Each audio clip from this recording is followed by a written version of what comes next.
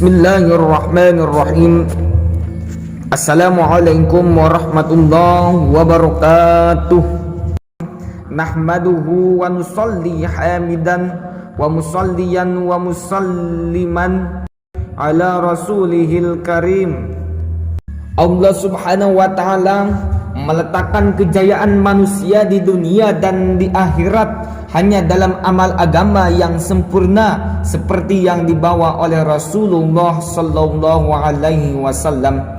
Pada saat ini umat Islam belum ada kemampuan untuk mengamalkan agama secara sempurna, tetapi para sahabat Nabi sallallahu alaihi wasallam dahulu telah mampu mengamalkan agama secara sempurna karena pada diri mereka terdapat sifat-sifat yang mulia, di antaranya 6 sifat. Pada zaman ini apabila umat Islam memiliki 6 sifat tersebut, niscaya mereka akan mampu mengamalkan agama secara sempurna. 6 sifat ini yaitu: yang pertama, yakin kepada kalimat thayyibah la ilaha illallah Muhammadur Rasulullah.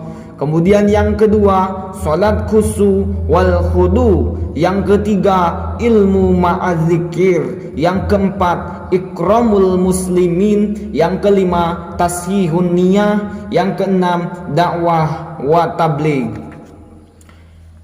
La ilaha illallah Muhammadur Rasulullah. La ilaha illallah, tidak ada yang berhak disembah kecuali Allah. Maksudnya mengeluarkan keyakinan kepada makhluk dari hati kita dan memasukkan keyakinan hanya kepada Allah ke dalam hati kita. Keuntungannya, Nabi SAW bersabda, "Man mata wa huwa ya'lamu annahu la ilaha illallah dakhalal jannah." Ini keuntungan yang pertama. Barang siapa meninggal dunia sedang ia mengetahui atau meyakini bahwa tidak ada yang berhak disembah kecuali Allah, maka dia pasti masuk surga. Hadis riwayat Muslim dari Utsman radhiyallahu anhu, Muntakhab al-Hadis halaman 27. Keuntungan yang kedua, Nabi SAW bersabda, "Man syahida alla ilaha illallah yusaddiqu qalbuhu lisanahu dakhala min ayyi abwabil jannati syaa."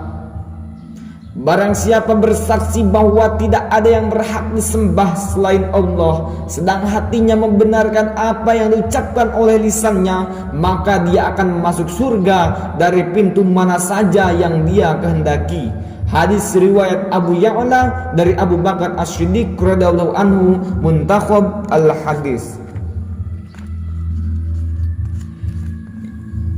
Yang ketiga, keuntungan yang ketiga disebutkan dalam sebuah mafhum hadis bahwa orang yang memiliki iman walaupun sebesar zarrah akan dibalas oleh Allah dengan surga yang luasnya 10 kali luas dunia ini. Hadis riwayat Ahmad dari Abu Hurairah dan Abu Sa'id rahimahumullah. Cara mendapatkan hakikat la ilaha illallah, kita harus selalu mendakwahkan pentingnya iman. Yang kedua, harus selalu latihan dengan cara membentuk halaqah iman atau majlis yang di dalamnya dibicarakan tentang pentingnya iman. Yang ketiga, berdoa kepada Allah agar Dia mengaruniakan kepada kita hakikat iman. Selanjutnya, Muhammadur Rasulullah. Lafaz Muhammadur Rasulullah artinya Muhammad sallallahu alaihi wasallam adalah utusan Allah. Maksudnya meyakini bahwa satu-satunya jalan untuk mendapatkan kejayaan dunia dan akhirat hanyalah dengan mengikuti cara hidup baginda Rasulullah sallallahu alaihi wasallam. Keuntungannya, Nabi sallallahu alaihi wasallam bersabda, "La yashhadu ahadun alla ilaha illallah wa anni rasulullahi fayadkhulan naro aw tat'amah." Tidak akan masuk neraka atau tidak akan ditelan api neraka seseorang yang bersaksi bahwasannya tiada yang berhak disembah selain Allah dan bersaksi bahwa Muhammad utusan Allah. Hadis riwayat Muslim dari Itban bin Malik radhiyallahu anhu.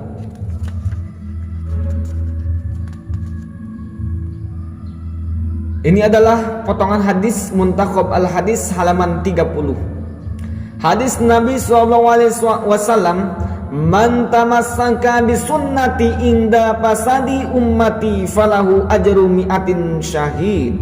Ini adalah keuntungan yang kedua. Barang siapa berpegang teguh kepada sunnahku ketika rusaknya umatku, maka baginya pahala 100 orang mati syahid. Hadis riwayat Baihaqi dari Ibnu Abbas radhiyallahu anhu, At-Targhib wa Tarhib halaman 80. Hadis Nabi sallallahu alaihi wasallam, keuntungan yang ketiga, "Man ahya sunnati faqad ahabbani wa man ahabbani kana ma'ya fil jannah."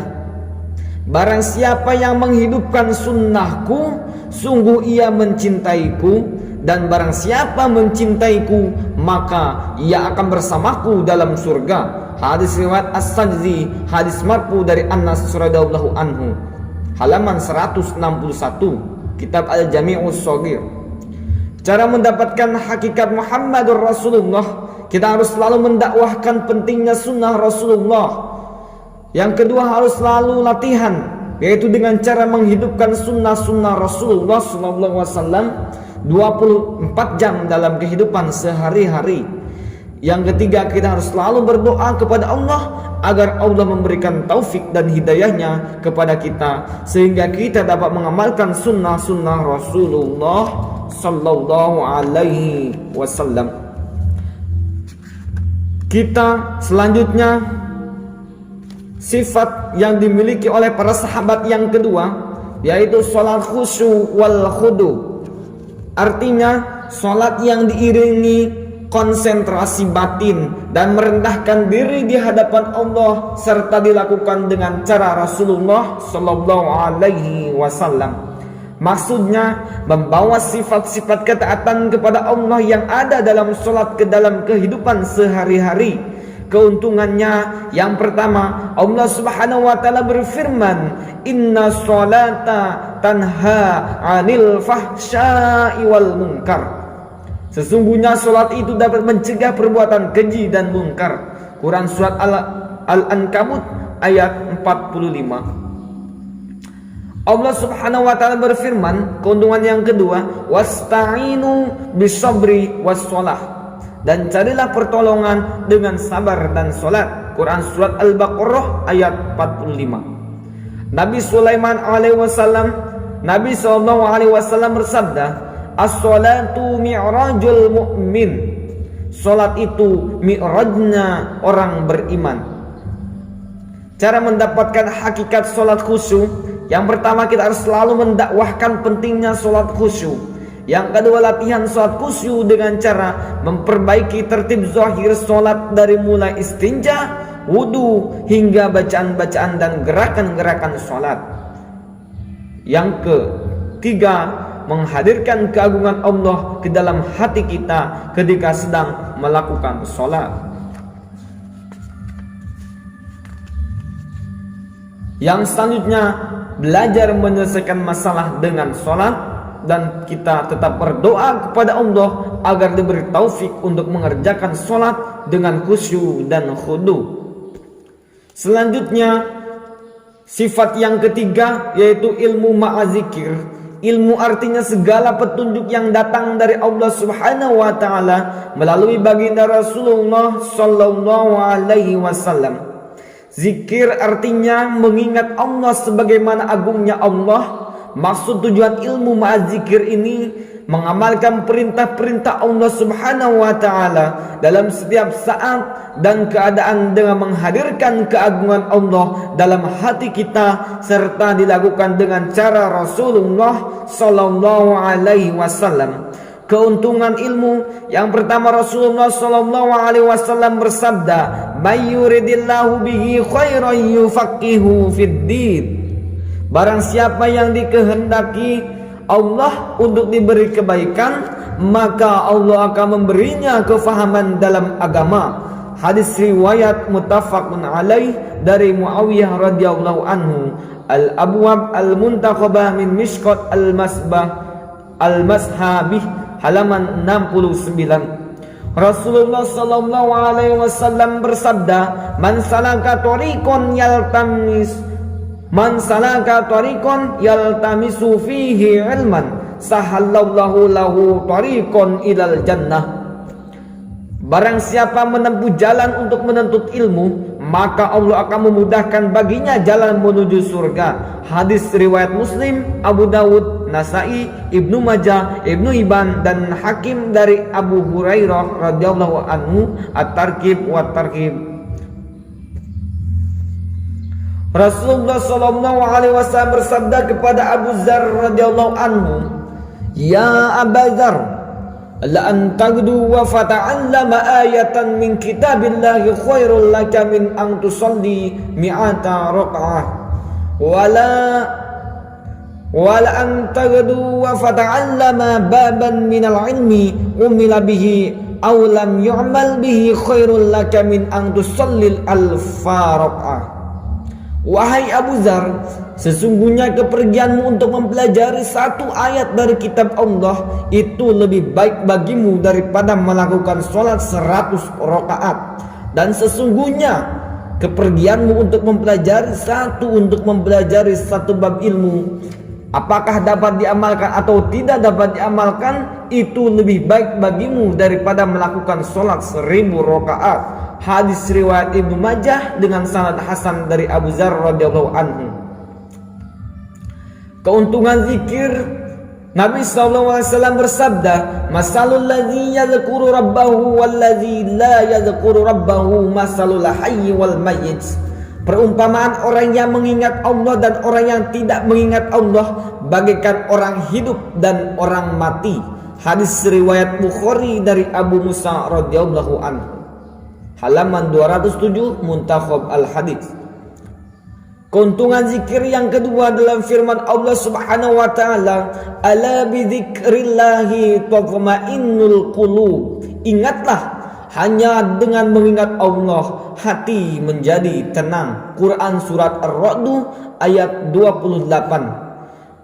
Keuntungan yang ketiga firman Allah Subhanahu wa taala, "Fazkuruni azkurkum." Ingatlah kamu kepadaku, niscaya aku pun ingat kepadamu.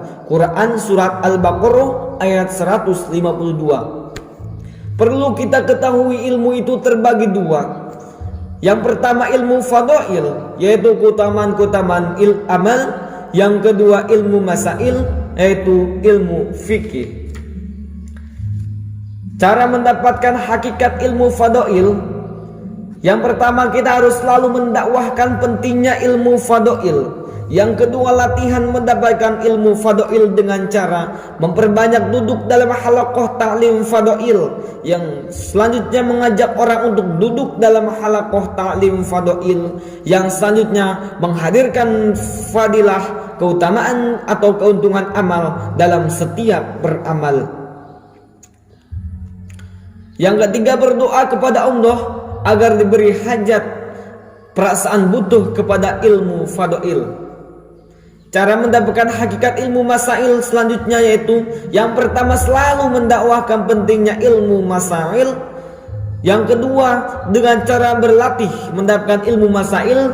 Caranya sering duduk dalam halaqah ta'lim masail, selalu bertanya kepada ulama tentang masalah dunia dan masalah agama. Selanjutnya ziarah atau berkunjung kepada ulama.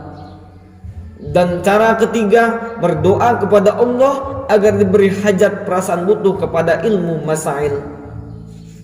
Cara mendapatkan hakikat zikir, yang pertama selalu mendakwahkan pentingnya zikir. Yang kedua, latihan zikir dengan cara istiqomah membaca Al-Quran setiap hari, berzikir tasbihat tiap pagi dan petang dengan istiqomah, yaitu membaca subhanallah, alhamdulillah, la ilaha illallah, Allahu akbar sekurang-kurangnya 100 kali sambil berusaha menghadirkan kemahasucian Allah dalam hati. Selanjutnya bersolawat kepada baginda Rasulullah Sallallahu Alaihi Wasallam sekurang-kurangnya 100 kali sambil menghadirkan perasaan ke dalam hati kita betapa besar jasa dan pengorbanan Rasulullah Sallallahu Alaihi Wasallam kepada kita. Selanjutnya beristighfar, mohon ampun kepada Allah sekurang-kurangnya 100 kali sambil menghadirkan perasaan dalam hati betapa banyak dosa-dosa kita dan betapa Allah Maha Pengampunnya, Allah Subhanahu wa Ta'ala. Selanjutnya kita harus mengamalkan doa-doa masnunah dalam setiap kegiatan sehari-hari. Cara yang ketiga, tetap berdoa kepada Allah agar diberi hajat kepada zikir. Yang selanjutnya, sifat yang dimiliki para sahabat yang keempat adalah ikramul muslimin. Artinya memuliakan sesama saudara muslim. Maksudnya yaitu menunaikan hak-hak saudara muslim tanpa menuntut hak-hak kita dari mereka. Keuntungannya Rasulullah Sallallahu Alaihi Wasallam bersabda, "Wallahu fi aunal abdi, ma kana al-abdu fi auni akhi." Allah senantiasa menolong hamba-hambanya selagi hambanya itu menolong saudaranya. Hadis riwayat Muslim, Abu Dawud dan Tirmizi dari Abu Hurairah radhiyallahu anhu. Rasulullah Sallallahu Alaihi Wasallam bersabda, "Man satara aurata akhihi satarallahu auratahu yaumal qiyamah, wa man kashafa aurata akhihi muslim kasafallahu auratahu hatta yafdahahu biha fi baitihi." Barang siapa menutup aib saudaranya yang muslim, maka Allah akan menutupi aibnya pada hari kiamat. Dan barang siapa membuka aib saudaranya yang muslim, maka Allah akan membuka aibnya, sehingga Allah akan mempermalukan dirinya disebabkan aibnya di rumahnya sendiri. Hadis riwayat Muslim, Abu Dawud dan Tirmizi dari Abu Hurairah radhiyallahu anhu. Rasulullah Sallallahu Alaihi Wasallam bersabda, "Tabassumuka fi wajhi akhika laka sadaqah." Senyummu di hadapan saudaramu adalah sedekah bagimu. Hadis riwayat Tirmizi dari Abu Dzar radhiyallahu anhu. Cara mendapatkan hakikat ikramul muslim, kita harus selalu mendakwahkan pentingnya ikramul muslim.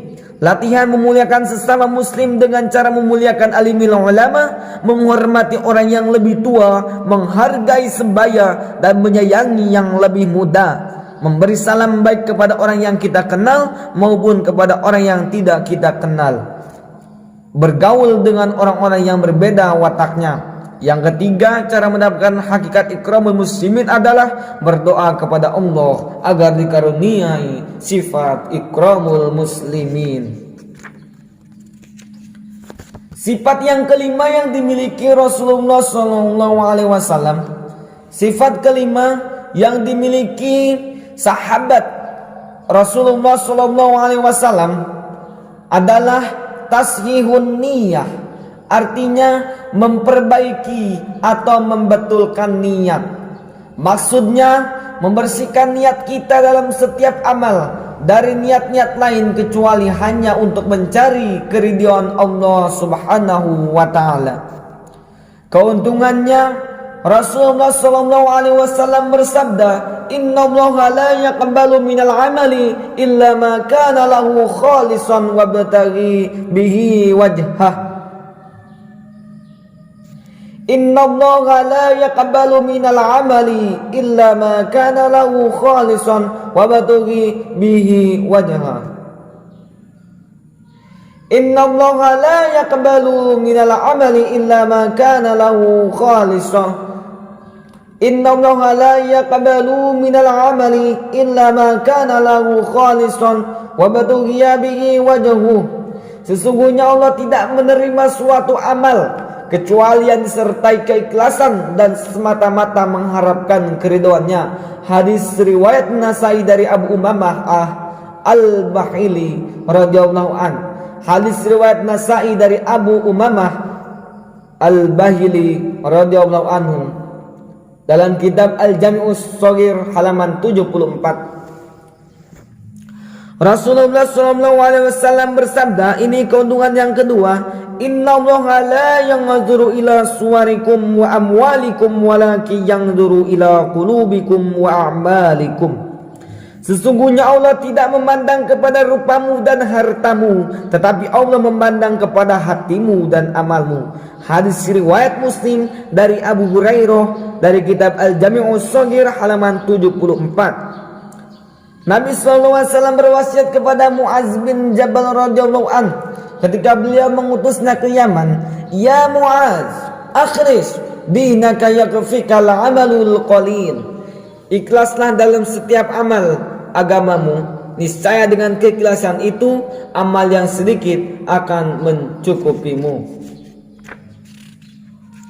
Hadis riwayat Hakim dari Muaz bin Jabal radhiyallahu anhu. Cara mendapatkan hakikat ikhlas, yang pertama selalu mendakwahkan pentingnya ikhlas dan memperbaiki niat. Yang kedua, latihan memperbaiki niat dengan cara memeriksa niat kita sebelum beramal, ketika sedang beramal, dan setelah beramal. Hendaknya tidak disebut-sebut. Yang ketiga, berdoa kepada Allah agar ditanamkan sifat ikhlas ke dalam hati kita.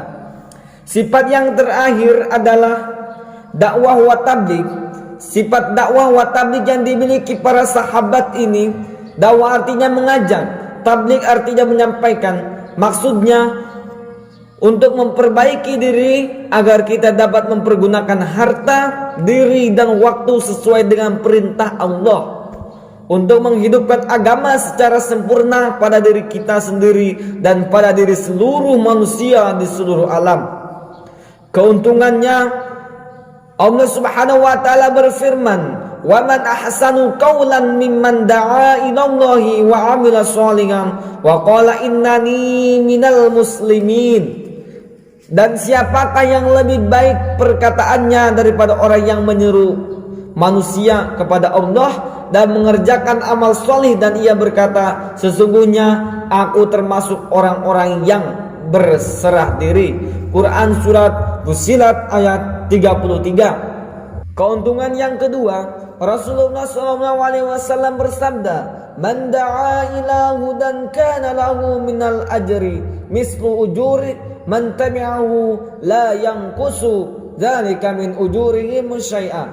Barang siapa mengajak kepada petunjuk amal kebaikan, maka ia memperoleh pahala yang sama seperti orang yang mengikutinya mengamalkan kebaikan itu tanpa mengurangi pahala mereka yang mengikuti itu sedikit pun. Hadis riwayat Muslim, Ahmad dan Imam yang empat dari Abu Hurairah radhiyallahu anhu dari kitab Al-Jami'us Shaghir halaman 170.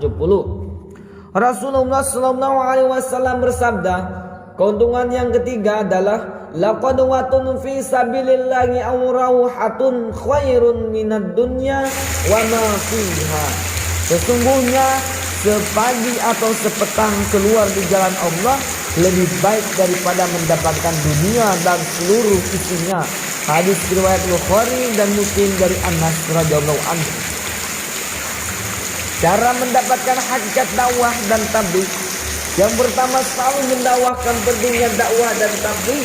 Yang kedua, latihan dakwah dan tabligh dengan cara meluangkan waktu untuk keluar di jalan Allah sekurang-kurangnya 4 bulan seumur hidup, 40 hari setiap tahun, 3 hari setiap bulan, dan 2,5 jam setiap hari. Yang ketiga, kita harus tetap berdoa kepada Allah agar kita diberi hakikat dakwah dan tabligh serta diberi kekuatan untuk menjalankan dakwah dan tabligh. Mudah-mudahan apa yang telah saya sampaikan bermanfaat. Wabillahi taufik wal hidayah. Wassalamualaikum warahmatullahi wabarakatuh.